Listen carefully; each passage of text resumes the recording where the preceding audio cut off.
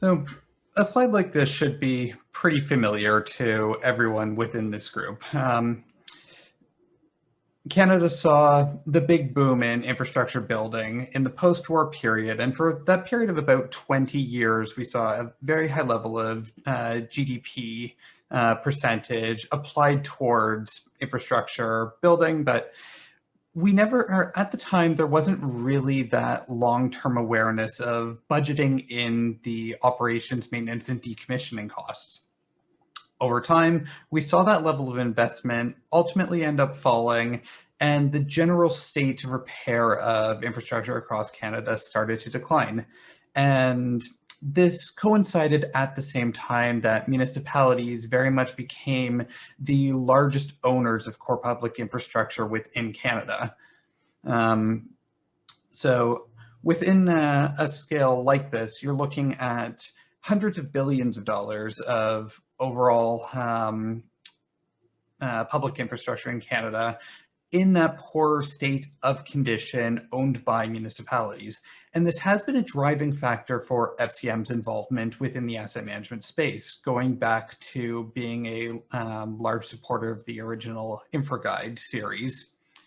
But our overall involvement within the sector has evolved, and a big push behind that is that realization that condition alone, while a very useful indicator of the likelihood of failure and a contributing factor to failures caused by things like heat stress and other climatological indices, it cannot be contributed as the only indicator of failure. The wastewater treatment plant featured here is an example used by the US EPA as a bit of a case study of an example of a piece of critical infrastructure within a community that was in a good state of repair. You will be? I won't. No, you won't be. And sorry, could I ask that? Just thank you. Was in an otherwise good state of repair, but if a piece of infrastructure is inadequately designed, sited, or operated for changing climate conditions, there is that very significant risk that it can be damaged, lost, service interrupted, regardless of the condition that it is operated within. And that water infrastructure overlap is just one of a series of climate infrastructure indices and implications that municipal asset owners need to be aware of. Taking, for instance, as Sharina noted, the Texas example has recently been on mind. In addition to all of these different indices, drought, wildfire, extreme heat, severe weather, flooding, or sea level rise that can have potential impacts on energy and utility systems. Even looking at that example, I've seen quite a bit of feature within the media calling it a black swan or act of God example, which underlays the, or doesn't give due context to the information that the regulators within that state had. This is the third severe freeze event, which has caused widespread blackouts within the state just under the current governor's term in office. So this isn't a completely unforeseen event that they could have started preparing for after the first event back in 2011. And the failure to do so has led to catastrophic damage across the state, which early estimations are suggesting may end up costing more than the Hurricane Harvey disaster a few years ago. In addition to the asset safety, condition, service protection implications of considering climate change within all of this, there's also within Ontario the regulatory impetus. Within OREG 58817, there was the condition under the Strategic Asset Management Plan clause to start considering climate change vulnerabilities within your asset management strategy. But the province didn't do a particularly great job with follow-up materials as of yet on what exactly that looks like in practice.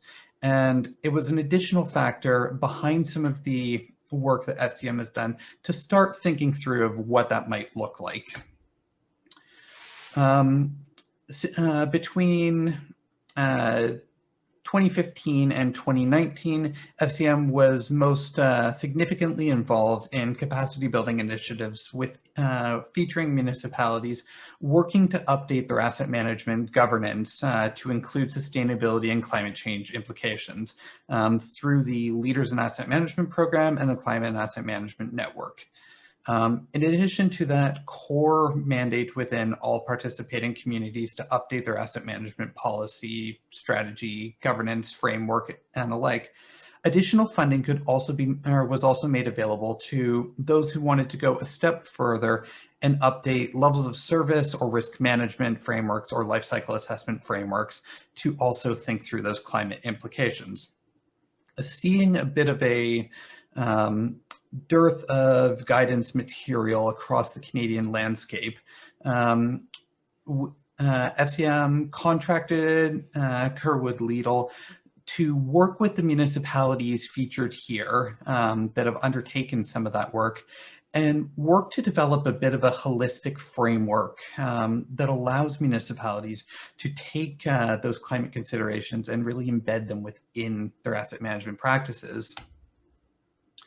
The results, as you can see here, are our guide for integrating climate change considerations into municipal asset management, as well as a number of accompanying resources. I'm sure pretty much everyone here can relate that over the course of the last year, the stack of things for you to read has just grown and grown and grown. So as a bit of that hook to get people excited about these materials, we also developed a promotional animated video, which has been shared by a number of groups involved within this conference. Brief fact sheets on climate change and levels of service and risk management, as well as the more comprehensive guide. Early within the guide is that kind of context building component of why integrate climate change considerations within municipal decision making. And it looks at some of those high level reflection questions, building that importance and referring to some of that information that I've already raised. But the real meat of the guide is the 12-step framework that was decided on in consultation with those municipalities involved. And you'll hear from the town of Halton Hills, which was involved in this process later today. And yeah, just trying to combine the expertise of these involved municipalities, our consulting experts, and FCM to develop this framework. In the early identification stage, all right, and I should mention that this was designed to be as broadly applicable across Canada as possible. We had rather small municipalities in that 10,000 population stage, up to, I believe the largest was the city of Kitchener, at more than 200,000, and various levels of maturity and capacity within those applied to asset management and climate change maturity. So this guide really steps through the early processes of identifying assets and service areas, as well as gathering regional climate information. And we are rather lucky undertaking this work now, where the availability of resources to understand climate change implications for your municipality have matured and become far more widely and freely available within the past 2 years or so. Within the guide, it references a couple of key platforms like the Climate Atlas of Canada, climatedata.ca, and the Canadian Centre for Climate Services help desk, but other resources available that can be referenced are things like Western University's IDF tool, independent studies that have been undertaken, like the one with the cities of Toronto and Windsor, or a number in Newfoundland, looking at updating IDFs, more robust flood modeling, which includes climate change projections and implications and the like. And using that to identify climate change hazards, and then using that information, and these can be undertaken concurrently. Most of the information taken from one is highly applicable to the other, but using that information to determine what climate change may mean for service gaps and levels of service implications and risks to your community. Based on that, screening processes are applied to identifying some of those key gaps and risks and determining response strategies to them.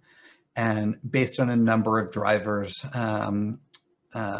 multi-benefit criteria, cost benefit, priorities within your community, policies, bylaws, already dedicated capital allocations that can be modified to build the resilience of your community, an overall prioritization process should be developed for identifying which of those key strategies that you'd like to move forward with.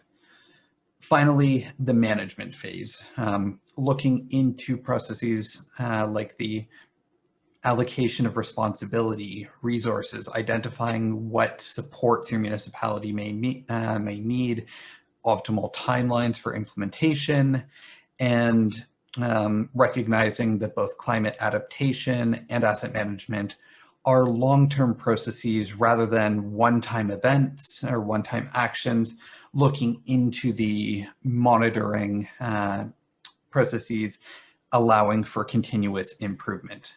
All of this really to get to the key purposes of understanding how will climate change impact your community. When hazards occur, will they matter for your services and asset systems? How will it affect those services, and what can you do about it, balancing those key criteria of cost, levels of service, and risk. We also recognize that not all municipalities within Canada are at that equal starting point. Some are at the very early level of building up their asset management system, while others may have levels of service frameworks in place or a risk management framework that nonetheless lacks those climate change considerations. For that point, we also built in a number of key entry points within the framework. So depending on what your starting point is, only certain tenets of that framework may be applicable. And we wanted to make that as relevant as possible of which key starting points or which phases of that framework are going to be most relevant.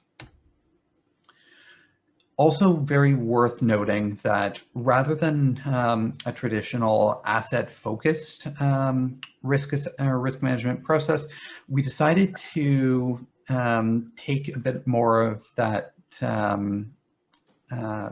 little bit of a point from more climate adaptation literature, and make this more of a hazards-oriented assessment process. So rather than looking at each asset class or system individually and looking at what specific forcings may mean for it, the recommendation that the guide provides instead is to look at what the hazard may mean for your community and thinking through the interconnected and interreliant infrastructure systems to take a more holistic, community-wide and service-oriented perspective of what hazard implications may be within your community. Peppered throughout the guide are a number of case studies from the 11 involved municipalities, including some of the frameworks and processes that they relied on within their community, and other information that they thought was particularly important for any other community looking to emulate their processes to know, as well as a number of key resources that could be relied on to help facilitate this process, including reflection questions and guiding questions to ask during workshop processes, looking to other external resources that can help this process, as well as things like a levels of service checklist for climate change impacts that asset management BC was a key driver of, and we look to leverage some of the work that they have done in that field. Finally, we wanted to close it off with a call to action, noting some of the ways that we can make champions of any of the municipalities that are using this resource. Looking to ask them to share some of these resources, share their perspectives with other municipalities, as well as building things like community buy-in for implementation. So taking a slightly opposite approach from Sharina, who noted that each of you have likely experienced a lot of polling and the like over the past year in virtual applications, I'm going the opposite way, and I'm going to ask you to do just that. Using the Climate Atlas of Canada, which I mentioned in that Gathering Climate Change or climate information component of the framework, while it does lack a level of robustness for getting down to the to engineering threshold assessments, for instance, it has been used in a number of communities now for that higher level screening level assessment, and the more wide-ranging adaptation risk assessment processes and building out adaptation and response strategies. So looking, I've run similar processes to this based mostly on flooding. I want to switch it up a little bit today and look at specifically the implications of service delivery resulting from extreme heat. Borrowing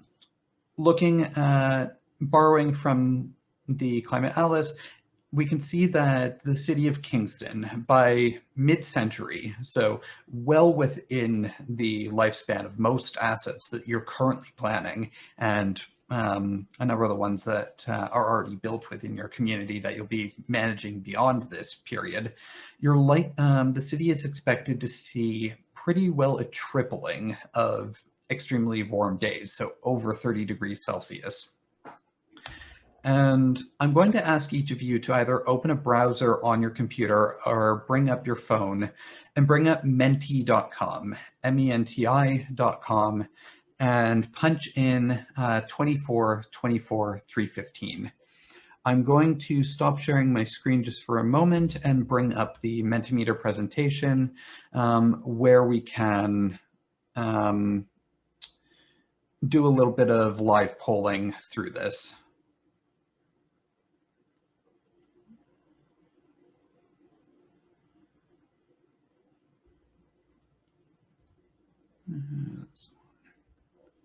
Apparently I have too many windows open.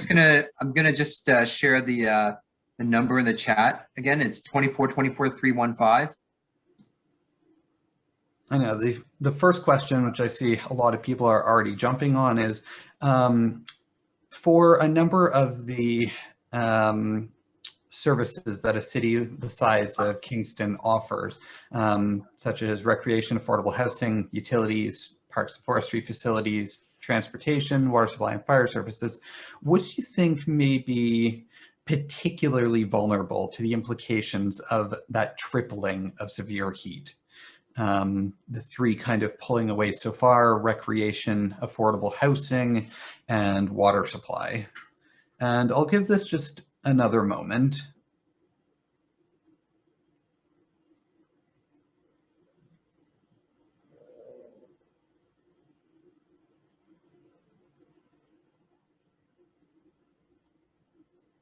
are just right neck and neck. Okay, water supply pulling out for the lead. So for the next questions, let's stick with that water supply service that the city offers. So open-ended question. What is an asset or asset component that's really key to this vulnerability?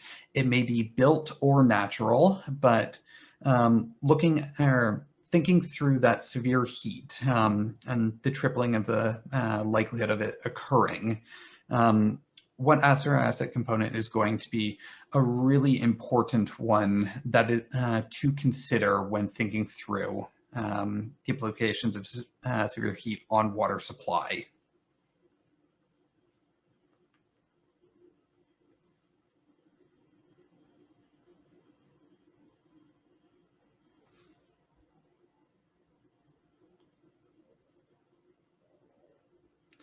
Water treatment plants coming up quite frequently, as well as a number of connected systems like mains, groundwater source for people on well, as well as other source water.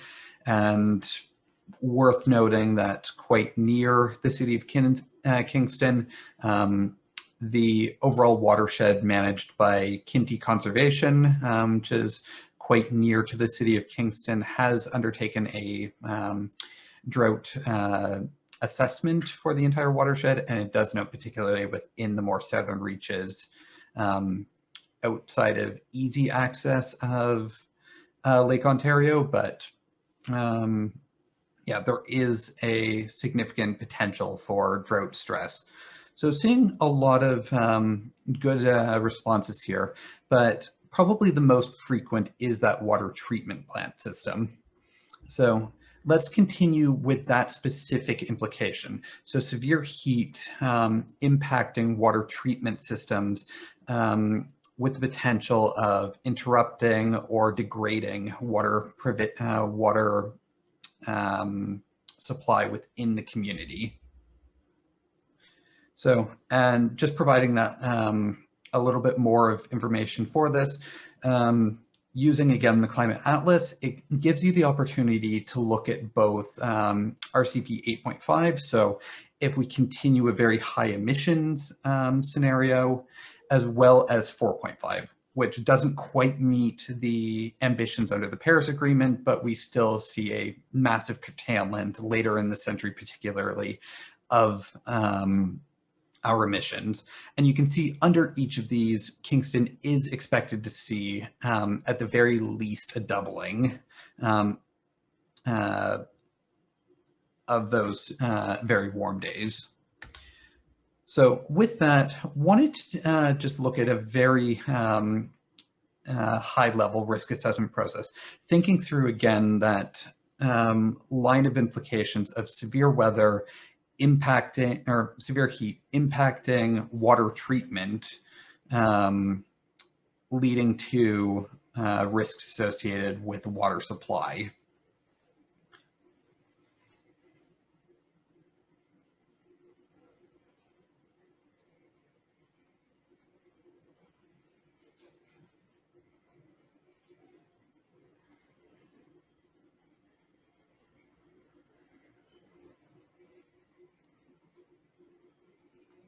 So extrapolating this 2x2 more towards the bit of the standard 5x5, we'd probably be looking at somewhere around a 4 on the likelihood and 3, 4-ish on consequence. So within that high risk area and one under the risk tolerance of most municipalities, something deserving of a response strategy. So most of the, when I do scenarios like this, a lot of the response strategies, which are theorized, do tend to be more new capital involved. So wanted to put a little bit more of an onus on you to think through those more O&M focused response strategies that could be applied within the water treatment plant system that could help mitigate that risk and ensure sustainable, safe supply of drinking water.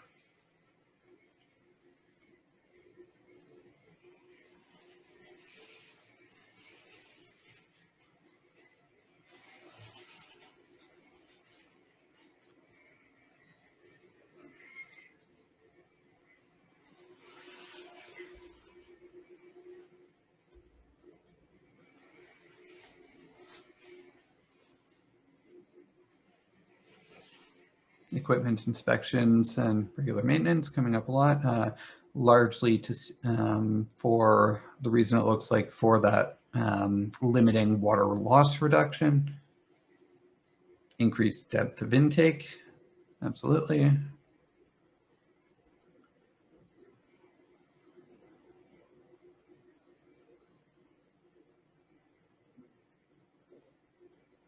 Natural asset preservation and upkeep, absolutely.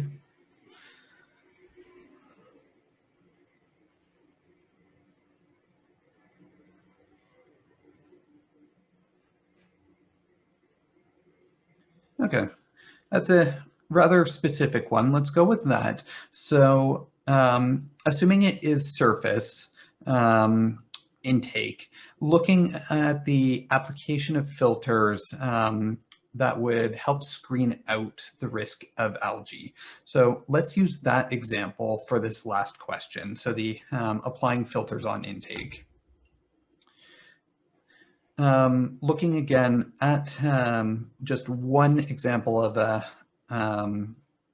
something that can be used to identify or prioritize the responses, what do you think the cost and benefit to this would be? Yeah, effect should be benefit.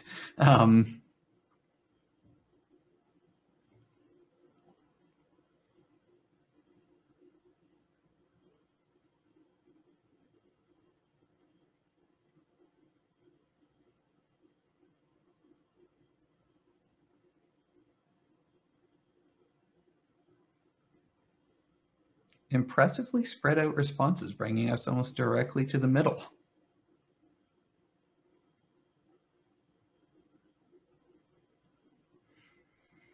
And yeah, this is actually a really excellent indication of why it's very important to undertake this sort of work within that interdepartmental workshop fashion.